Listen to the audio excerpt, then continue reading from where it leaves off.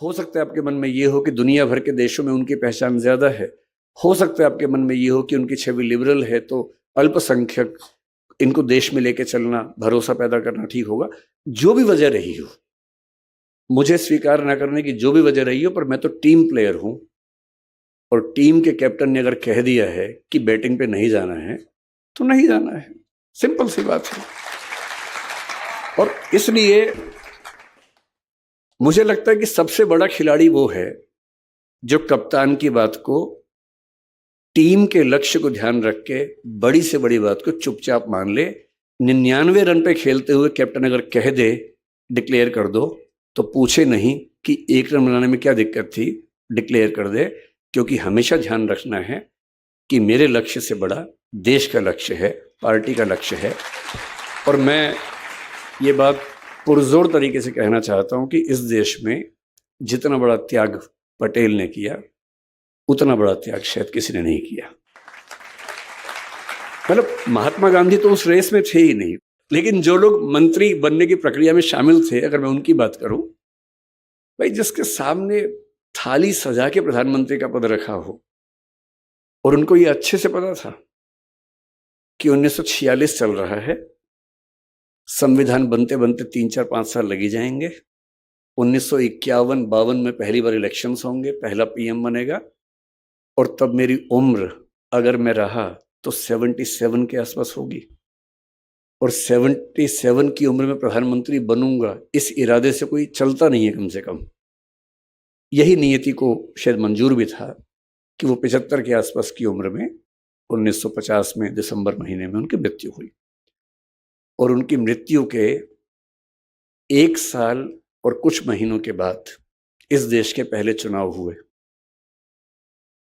और इससे भी बड़ी बात क्या है, महात्मा गांधी थे, महात्मा गांधी ने कहा कि भाई देखो, मैं कह रहा हूं पीछे हट जाओ, हट गए पीछे। दशरथ ने कहा कि बेटा ऐसा संकट है, राम पीछे हट गए। राम वन में है, और पता लगा कि दशरथ की मृत्यु हो गई है। अगर दशरथ की मृत्यु के बाद राम बोलते कि भाड़ में जाए दुनिया, मैं वापस आ रहा हूं, देखता हूं कौन मना करता है, कौन मना कर लेता। पर नहीं, मेरे पिताजी का वायदा था, वायदे के लिए मैं कुछ भी कर सकता हूं। मतलब एक बहुत प्रसिद्ध गजल का शेर है, जैसी एक लाइन है, मैं कुछ भी हूं पर एहसान फरामोश नहीं। मैं कुछ भी हो सकता हूं, एहसान फरामोशी नहीं कर सकता। अगर पिताजी को वचन दे दिया और पिताजी की मृत्यु हो गई, तो भी वचन पूरा होगा। गांधी जी 1948 की जनवरी में इस दुनिया से चले गए थे। जिन गांधी जी के वचन का सम्मान था वो तो नहीं है। और पटेल 1950 के दिसंबर में गए, 22 महीने थे। और यदि वो उस समय ठान लेते कि अब तो गांधी जी हैं ही नहीं, अब कौन रोकेगा। पर वही बात है कि वचन दिया है तो दिया है, निभाना है तो निभाना है। और इसलिए किसी बड़े व्यक्ति की पहचान इससे नहीं होती कि उसने खेड़ा सत्याग्रह किया, बारडोली सत्याग्रह किया, वो तो किया, बड़ी बात है। पर सीखने की असली बात होती है चरित्र, किरदार, कि उस व्यक्ति के अंदर ऐसा क्या था।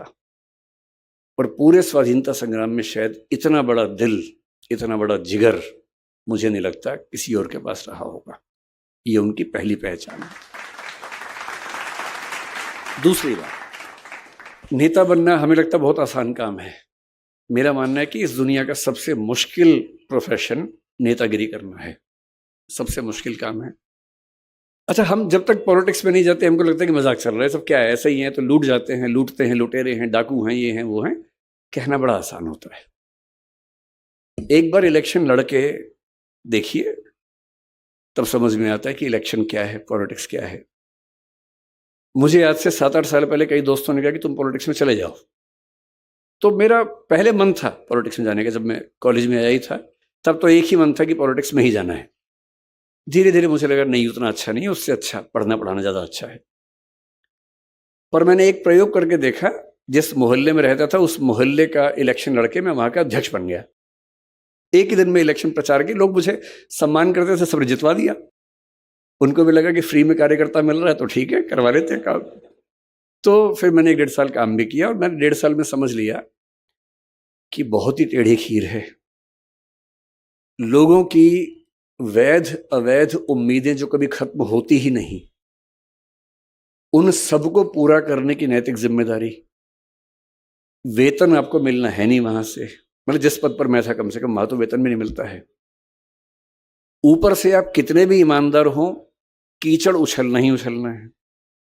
आप अपनी जेब से पैसा खर्च करके कुछ बनवा देंगे तो भी क्या कहा जाएगा, जरूर कहीं से कमीशन मिल रहा होगा। इतनी गालियां, इतनी आलोचनाएं। इसीलिए कहते हैं कि स्टील की नर्व्स हो तो ही पॉलिटिक्स में आना चाहिए।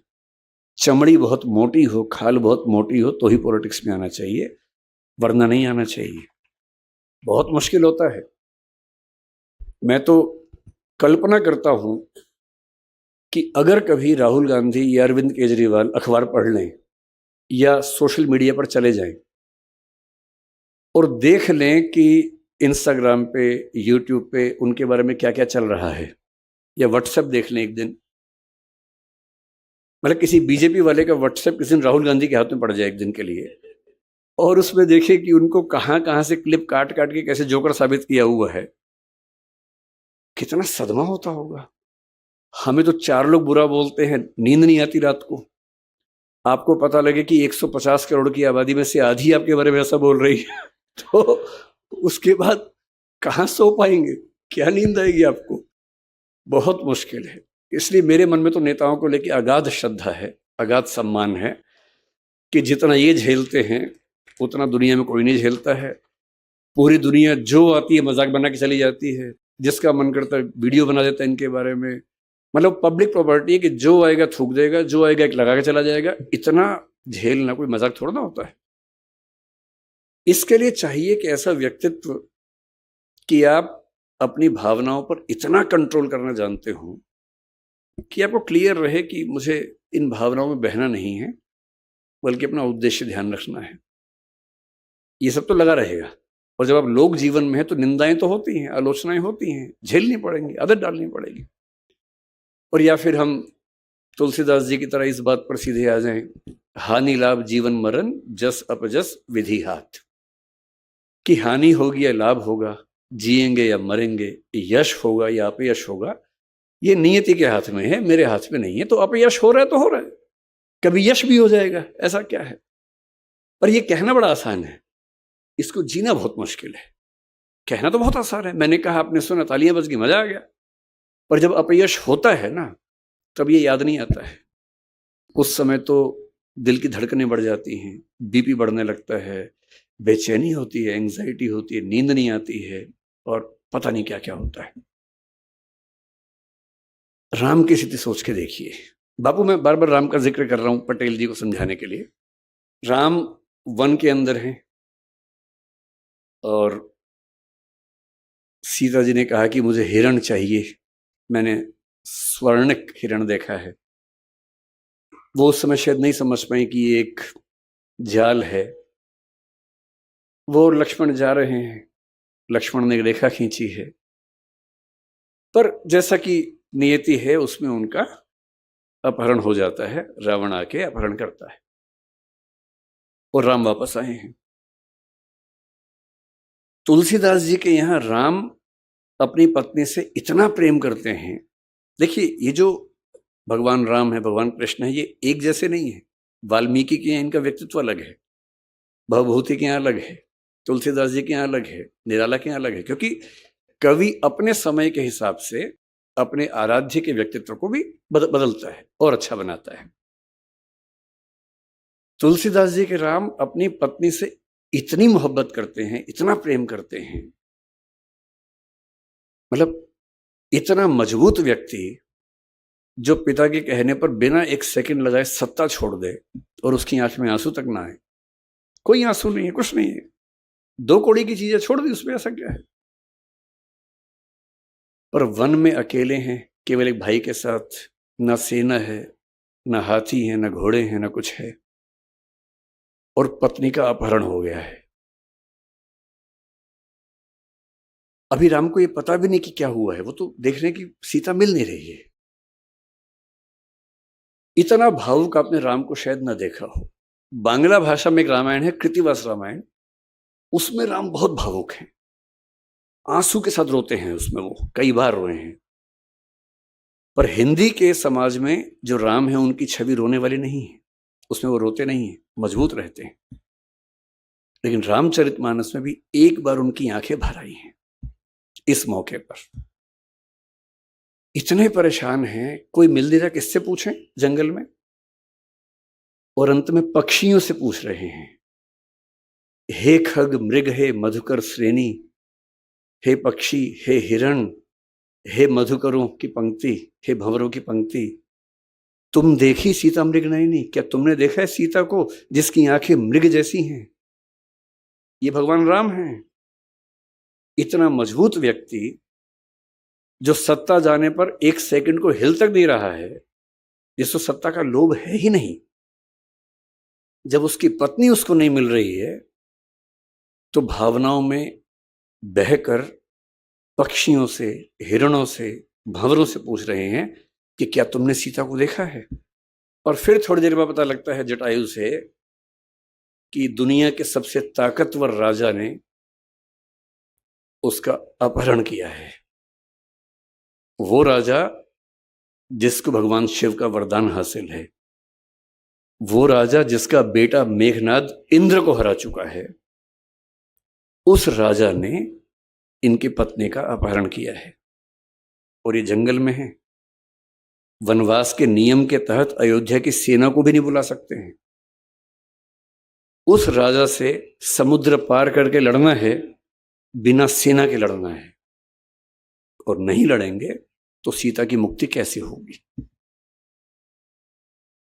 1908 में आ जाइए। पटेल का विवाह थोड़ा जल्दी उम्र में हुआ, जैसा कि उस दौर में होता था, सबका ही होता था, तो उनका भी हो गया था। बहुत जिक्र नहीं मिलता, लेकिन ऐसा माना जाता है कि वो अपनी पत्नी से बहुत प्रेम करते थे, सम्मान भी करते थे। उनकी पत्नी को तबीयत खराब हुई, कुछ इन्फेक्शन हुआ, मुंबई लेके गए 1908 में। कामा अस्पताल वहां का अच्छा बड़ा अस्पताल था, वहां उनका एडमिशन हुआ। डॉक्टर ने कहा कुछ दिन दवाइयां देंगे, ठीक हो जाएंगी तो सर्जरी करनी पड़ सकती है, लेकिन कुछ दिन दवाइयों पे चलेगा। दवाइयां होने लगी, कुछ ठीक होने लगी। इतने में आनंद से एक जानकारी आई कि उनका एक परिचित, उसके ऊपर सरकार ने हत्या का मुकदमा लगा दिया है। और उसने कहा कि आप, क्योंकि पटेल इंग्लैंड से पढ़ के आए बैरिस्टर थे, कोई मजाक तो था नहीं, उनकी तूती बोलती थी अपनी वकालत में। मित्र ने कहा कि आप आएंगे तो बच पाऊंगा, वरना तो इस सरकार का इरादा कुछ सही लग नहीं रहा है।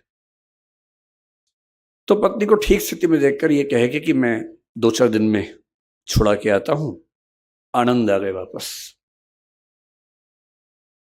संयोग से उसके 2 दिन के बाद डॉक्टर्स ने पाया कि आज स्थितियां ठीक हैं, सारे जो पैरामीटर से ठीक हैं, आज ही सर्जरी करना ठीक रहेगा।